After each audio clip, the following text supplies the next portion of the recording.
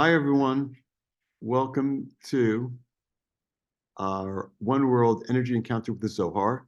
This week's portion is Tzav, and we're at verse 56 in our version of the Zohar. And as we do each week, let's set our consciousness. There's a lot going on in the world, and we are here to channel from wherever we are in the world to connect to the energy of unity. Even though we perceive a fragmented world, we want to connect to, at a much deeper level, the unity of the world. And towards that end, let's channel the energy of ending the war in Israel, the safe release of all the hostages, ending the war in Russia and Ukraine, the energy of healing for everyone we know who needs healing, and energy of assistance to those souls that are transitioning. Also, the energy of Ahavat Chinam, unconditional love, treating everyone in the world with human decency, and energy of peace, and removing negativity from our realm, removing chaos from our realm, and energy of protection from evil eye and evil speech.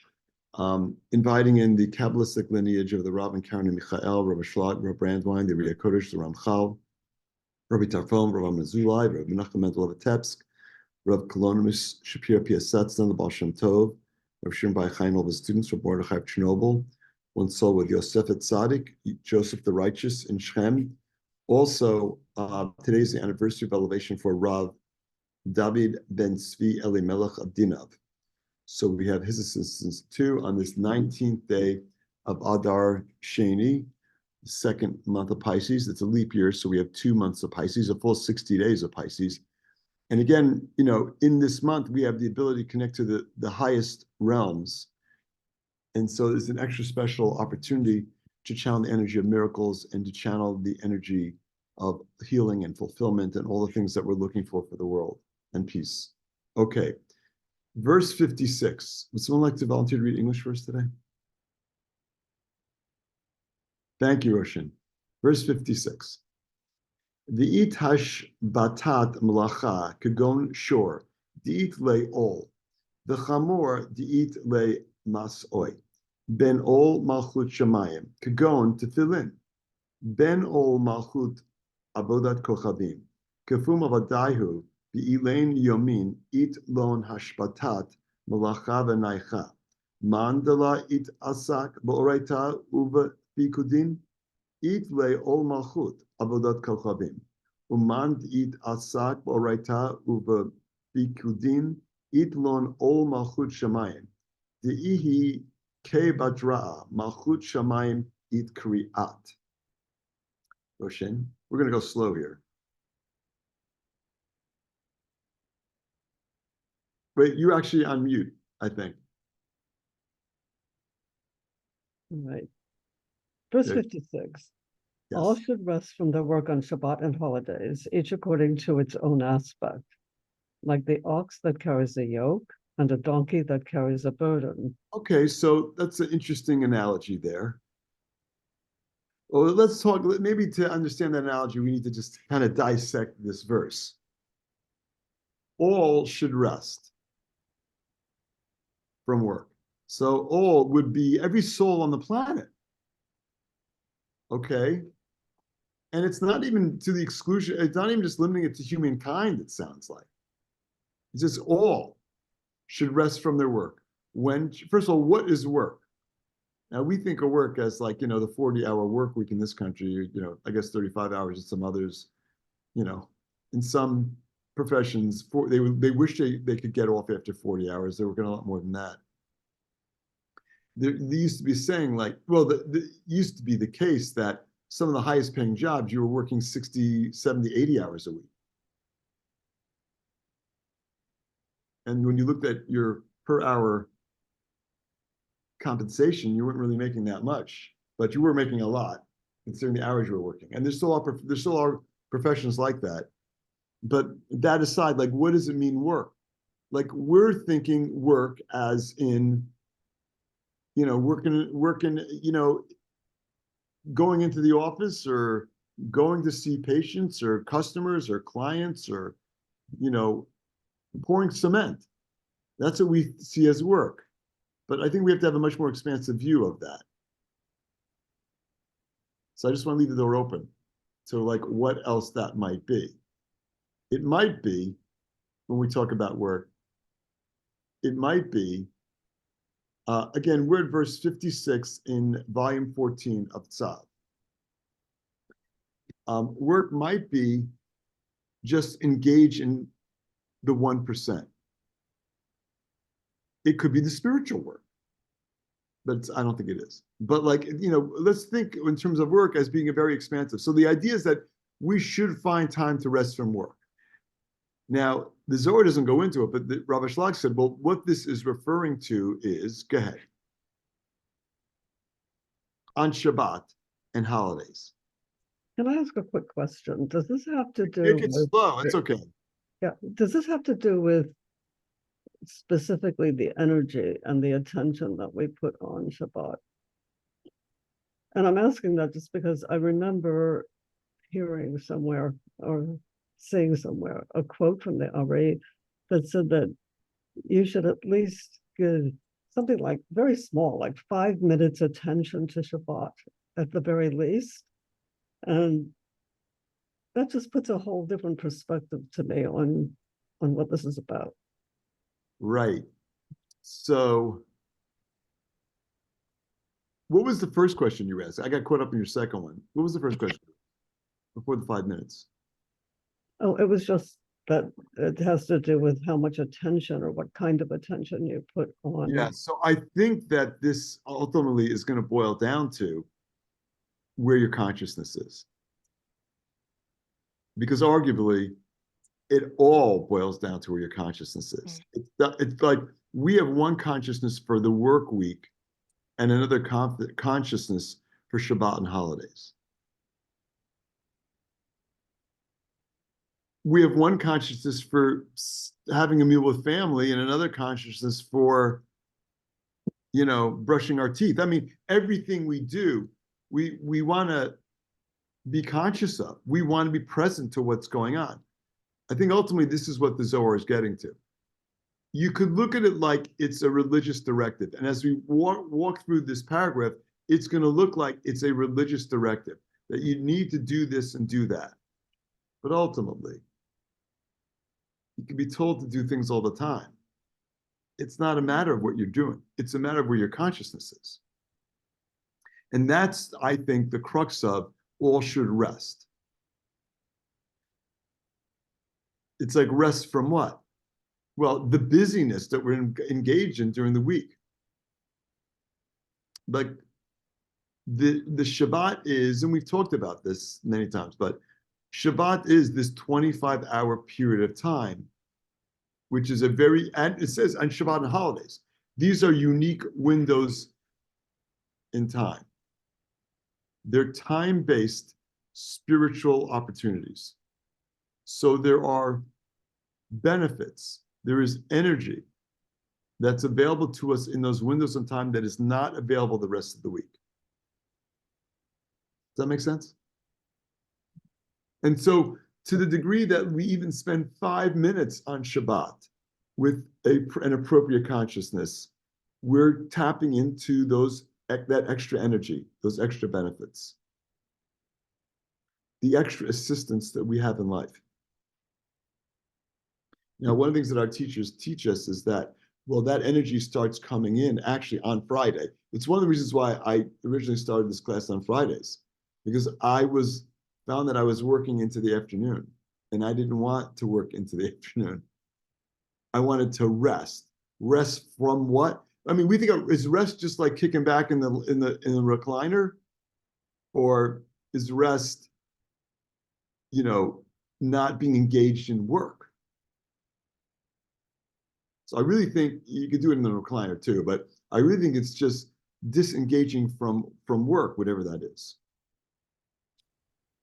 But again, it all comes down to consciousness. And so like if I look at like the times, today is Friday, March 29th, and midday is at 12:56.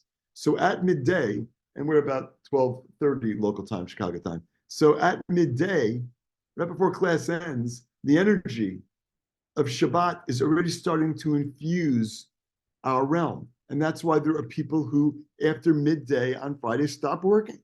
They rest because they don't want to miss the opportunity to catch the extra energy that's available.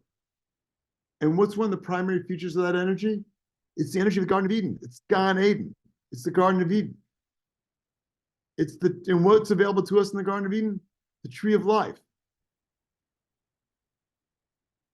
There was no chaos. Well, ultimately there ended up being, but there is no chaos in the Garden of Eden. Everything happens exactly like it's supposed to be. A, B, C, or as our Monday through Thursday class this past week, Aleph, Bet, Gimel. Everything happens in order, in the prescribed order. And if we knew the order of things, we wouldn't have fear, anxiety, insecurity. We know exactly what's going to happen, but we don't know exactly what's going to happen because we are blinded by this static that we see as reality that is just an illusion. That's preventing us from seeing behind the static, behind the curtain, which is the actual inner workings of our universe. So like, Friday looks like Thursday, looks like, the rest of the week. Saturday could look the same. If you get up on Saturday, you go to work, it's not going to feel so different. Or if you get up and go to the mall, whatever you do, like if we're engaging in the same things that we're doing during the week, maybe it's not the same at all. But you take 5 minutes and you shift your consciousness to, there's extra energy available now. I want to do things that help me capture that energy. And there's a whole list of tools, rules and tools we have to leverage to capture the extra energy available to us on Shabbat and on the holidays. So it's termed as rest, but like all things, it's kind of camouflaging the deeper reality, which is, we're resting, but no, we're shifting our consciousness to an awareness of there's a window in time and there's extra energy available to us in time, in this window in time. And it gives us the ability to remove chaos for the week ahead. That's what Shabbat is all about. Removing chaos for the week ahead, creating order for our week ahead. It's like energy of protection from negativity and chaos. Probably a longer answer than you were anticipating, and yes, even the 5 minutes we benefit from. Okay, so we have this idea that all should rest. Not all must rest. It's a suggestion. You should do this, but you can do whatever you want. So, like all things, even though things that are termed as directives, the word for tzav actually means command.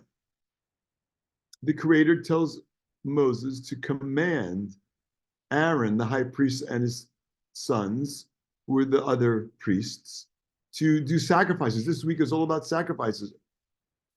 You ask yourself a question like, it's all about sacrifices. What an anachronism. We don't do sacrifices. Why we have a portion in this week's Torah reading that deals with sacrifices? These sacrifices don't apply to us anymore. We don't have a temple and we're not doing sacrifices. So, but the deeper understanding of that is, since the temple is not there for us to make sacrifices, we are still making sacrifices through prayer. Like when we are praying, we are also taking a break from the other things that we do to focus our consciousness on connecting to the deeper reality and to the Creator.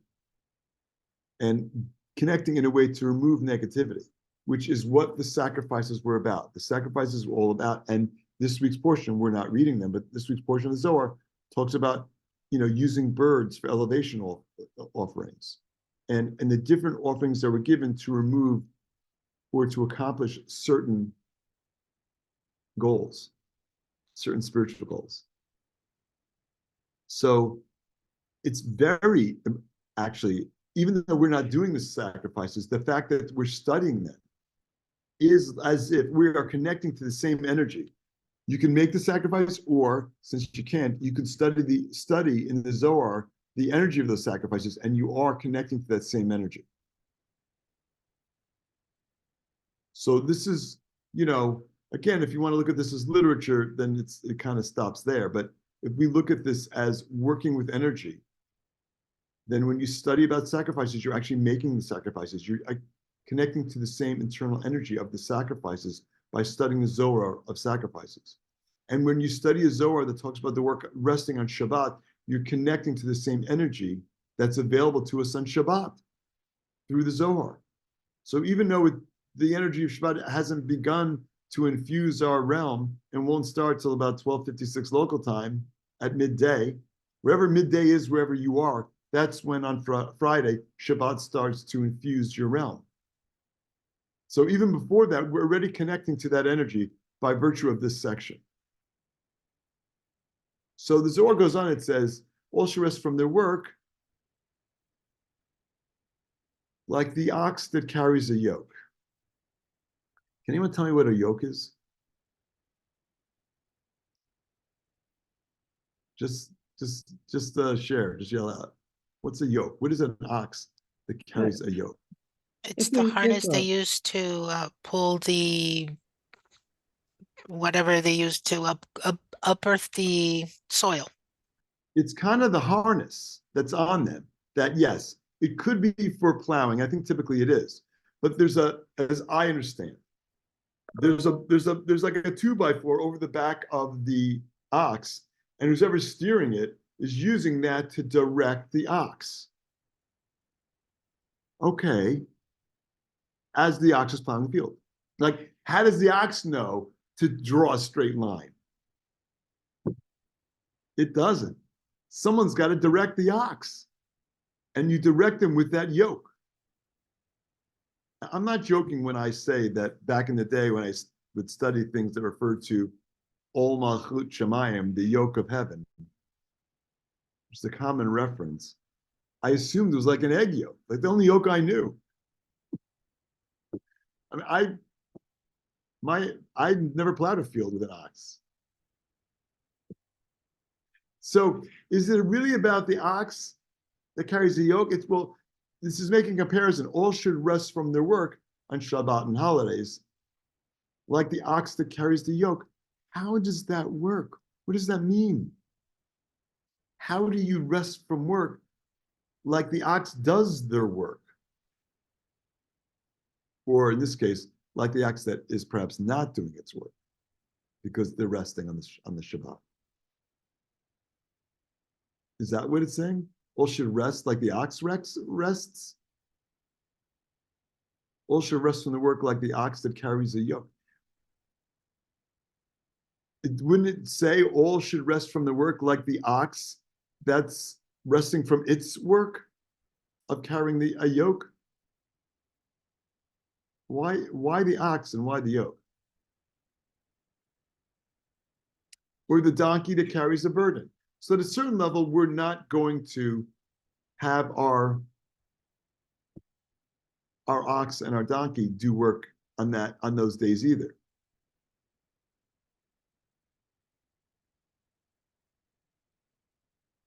But it's a funny way to say it. And I think what we're getting at here is, what is the similarity between us resting and the yoke that the ox carries?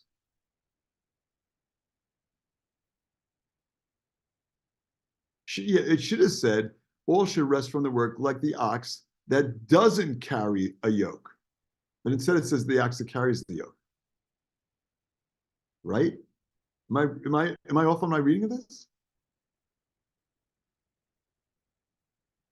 All should rest from their work, like the ox that rests from carrying the yoke, and the donkey that rests from carrying a burden. It says it's the opposite. So what's going on?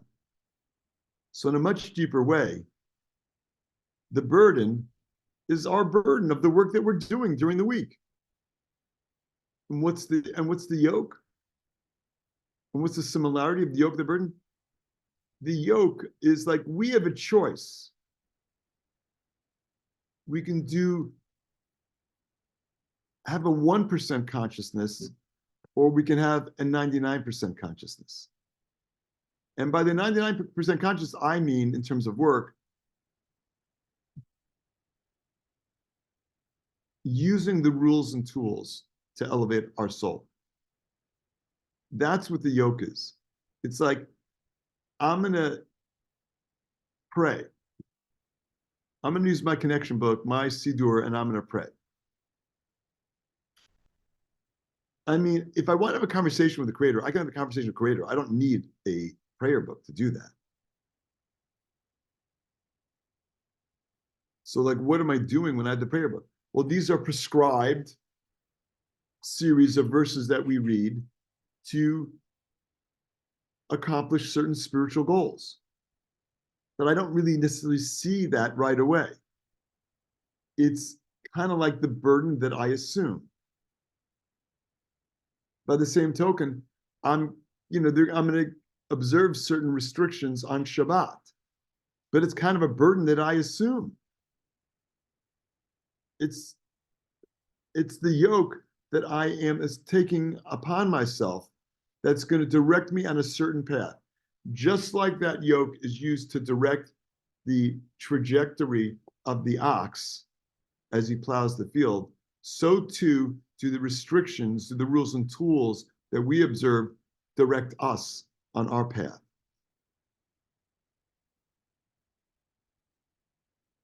Why? Because if I'm on the path, I align myself with the light of the Creator. That's what's happening. That's the alignment. That yoke aligns the ox with how the field is being plowed, and the rules and tools that we have access to are aligning us so that we can receive the beneficence of the Creator, the blessings that the Creator is trying to shower upon us. So when I walk that walk, I'm aligning myself with the light. You know, we have this concept of sin. We've talked about this before, but you know, it's not sin like you're doing something wrong. It's sin, chet. You are missing the target. You're misaligned. If we want to remove the chaos that we experience, we need to be aligned with the light of the Creator. The Creator is showering blessings constantly. It's just we're not in the line of where the blessings are. And so all these things assist us in aligning ourselves with the light of the Creator so we can channel those blessings for the world.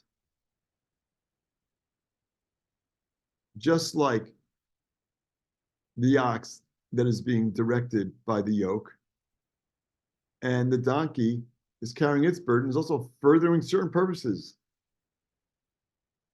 That ox that carries that burden is doing something of meaning.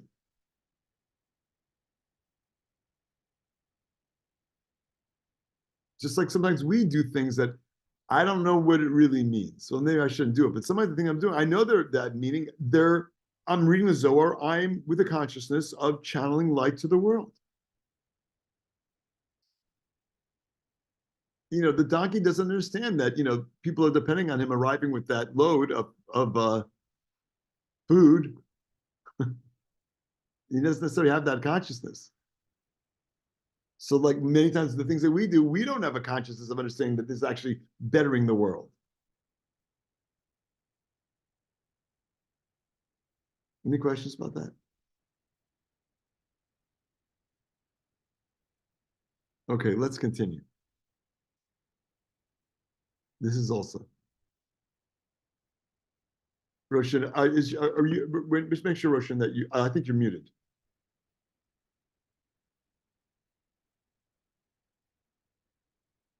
Can you unmute? Can you hear There now? you go. Thank you. Now, Okay. this is awesome. Go ahead.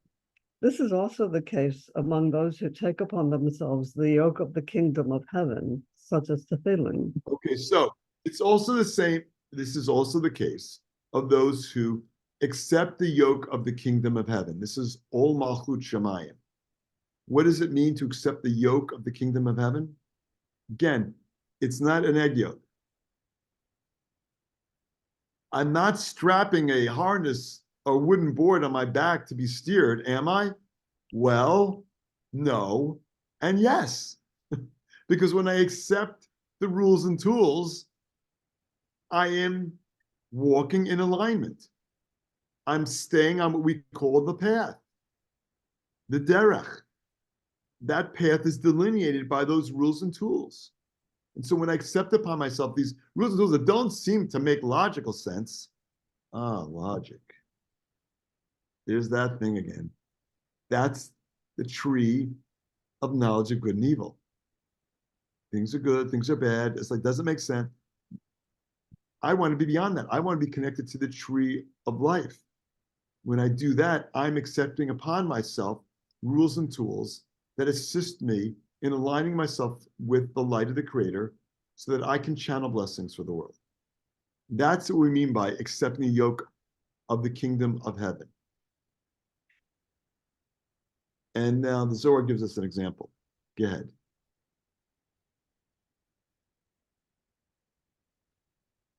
Roshan. Okay. It's just three words. It's just three words. We're talking about the tefillin. Wait a second. Yeah. The kingdom of heaven. Just read the next three words. I'm sorry? Such. I didn't hear you.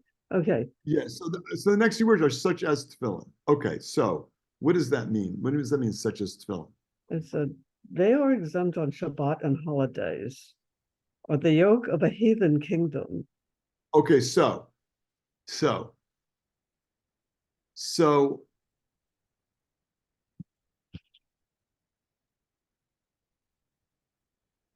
what is the case of those who take upon themselves the yoke of the kingdom of heaven? They do things, the rules and tools. One of the tools that we use is what's known as tefillin.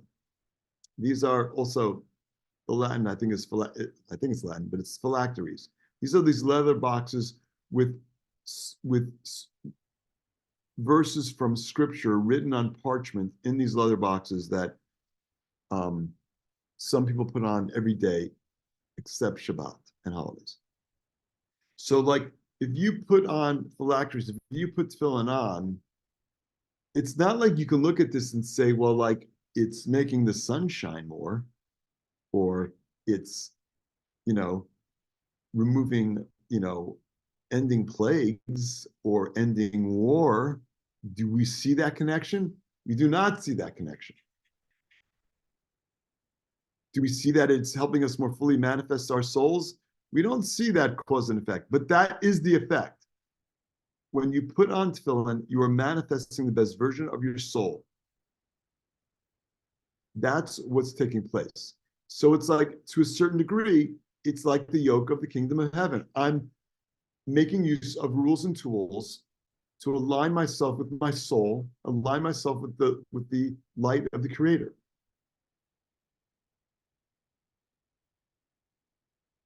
Now, we don't do that on Shabbat and holidays. That's what the Zohar is telling us. So it's not just that we're not working on Shabbat to connect to Shabbat. There are certain rules and tools that don't apply to Shabbat, like tefillin.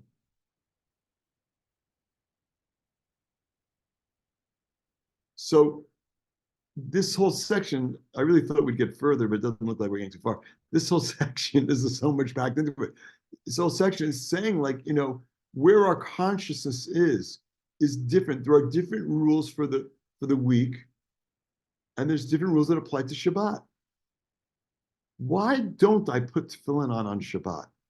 Why are there rules that I accept upon myself during the week that I don't accept myself on Shabbat? If tefillin is helping my soul manifest to the greatest degree possible when I put it on Sunday through Friday, why am I putting it on Shabbat?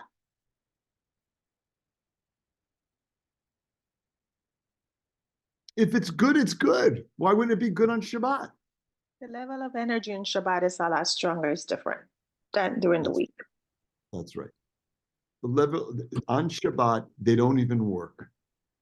The energy is so strong and so available to us on Shabbat. I don't need the tefillin to get me that extra energy.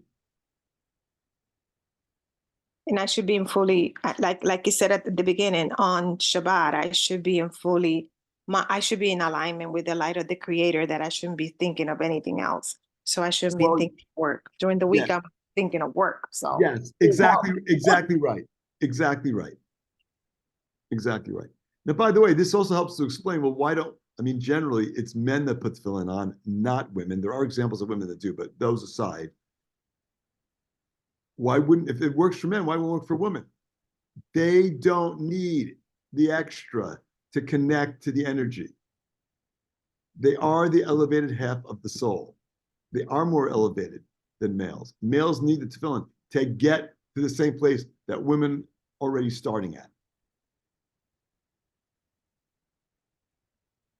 So even though this stuff from afar looks so random, it's so not random. And if I'm not connecting to Zohar, I'm going to have a hard time really understanding that, because ultimately it's about the energy that becomes available. I don't need to plug my computer in if it's already charged. I don't. I can work with my computer. It works just as good. Sometimes I need the extra energy. I got to plug it in. Sometimes it already has the energy. I don't need to plug it in. It's all about the energy that's available to us. Okay, keep going.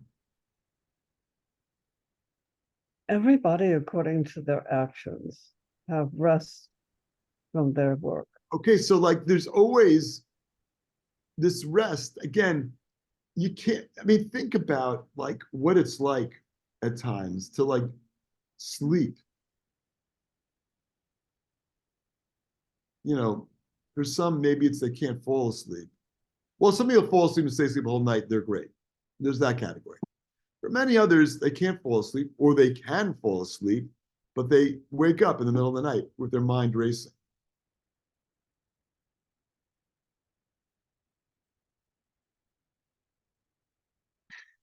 Or they can't fall asleep because their mind is racing. Like, I can't slow it down. I can't turn it off.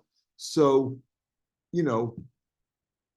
what sleep experts will tell you is, there's things you need to do during the day to be better prepared for sleep time.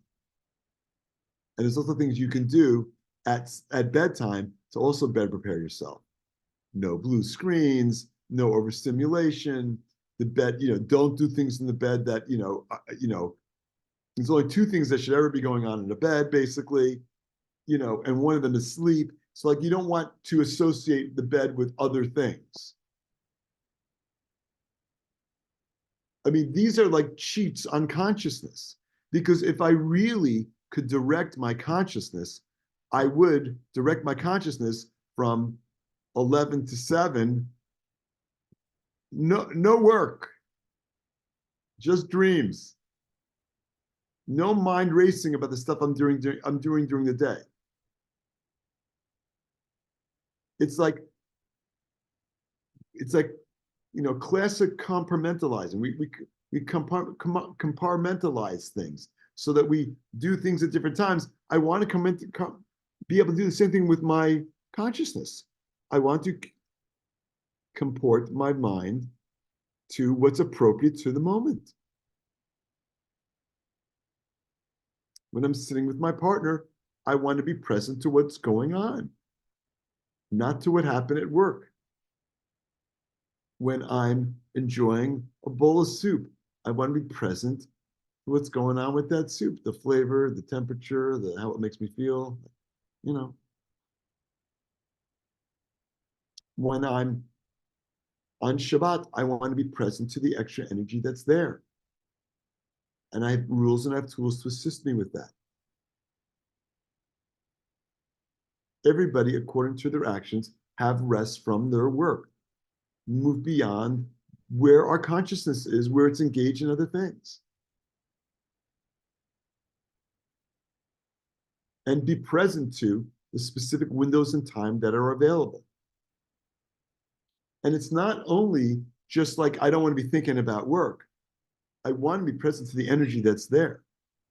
Morning feels different than afternoon, then feels different than evening. I want to be present to the energy that's available there. Shabbat has its own unique energy. Friday night has a unique energy of Shabbat. Shabbat morning has its own unique energy. Shabbat afternoon has its own unique energy. And there are 3 meals that we engage in to assist us in connecting to that energy.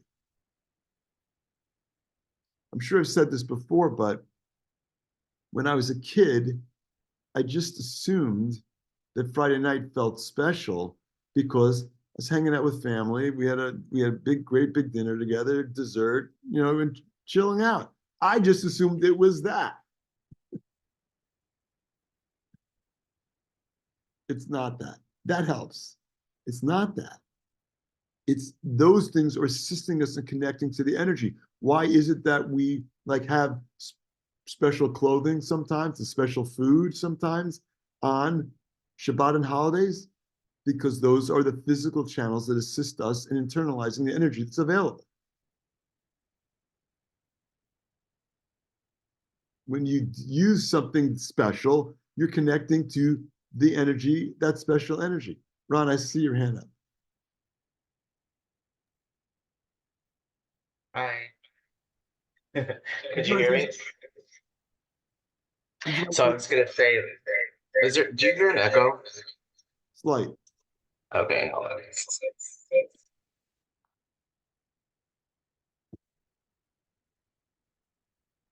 Can you hear me now? Yes. I was gonna say most of the time we're really not present to what's going on right in front of us. We're We're not. thinking about something else, our mind is somewhere else. That's right.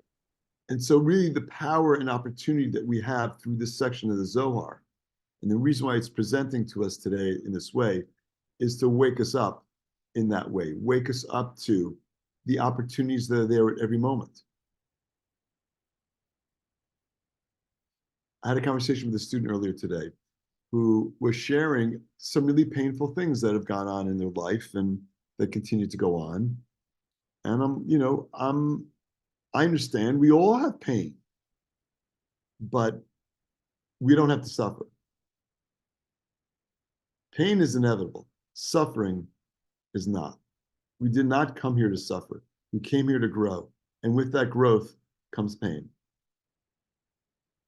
The suffering doesn't seem like it's a choice. But I think we need to take a step back in a deeper way and look at it like it is a choice.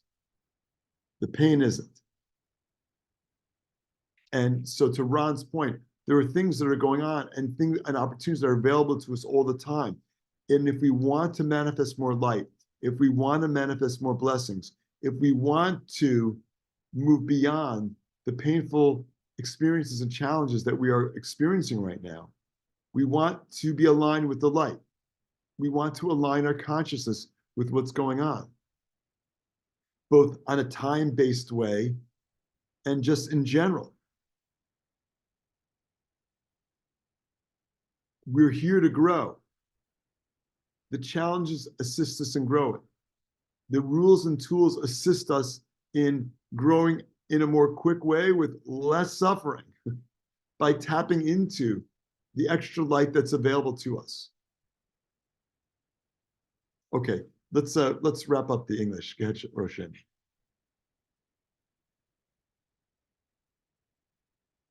Wait, you're muted again. For There he, okay, thank you. For he who is not occupied with the Torah and the precepts takes upon himself the yoke of a heathen kingdom. Oh, okay. So you have a choice. You can accept the yoke of heaven, the rules and tools, and the consciousness, or you can stay asleep and, well, now you have a different yoke. You have the yoke of chaos. That's all. Keep going. While he who is occupied in the Torah and precepts takes upon himself the yoke of the kingdom of heaven. We know that we're doing this spiritual work. We know that we're working to connect to our soul, to manifest our soul, and through that, to manifest more blessings for the world. Go ahead. Which is the last K of Yud K Vav K, called the kingdom of heaven. Ultimately, what is the kingdom of heaven? It's all Malchut Shemayim. It's Malchut. It's this realm of Malchut that we are occupying, where we see all this chaos. But on an elevated level within Malchut, It's not chaos. That's an illusion. And so for all of us, this is the opportunity for us to see in a deeper way what's going on in our lives and what's available to us, to see the greater significance of the rules and tools that are available to us, see the greater opportunities that are available to us also in specific windows in time and what's appropriate for certain windows in time to maximize that connection. And lastly, for us to see the purpose behind everything that we're doing is to elevate our realm and to forge a stronger connection with the flawless universe so we can ultimately manifest more blessings and more energy of peace and more energy of healing and bila mavel and etzach, the death of death. In other words, energy, manifesting the energy of immortality in our world and treating everyone with human decency. Okay, we're out of time. Thanks so much for your help in unpacking this one verse. And love you all. Have a Shabbat Shalom. Thank you so much. Thank you. Shabbat Shalom. Thank you. Shabbat Shalom. Shabbat Shalom.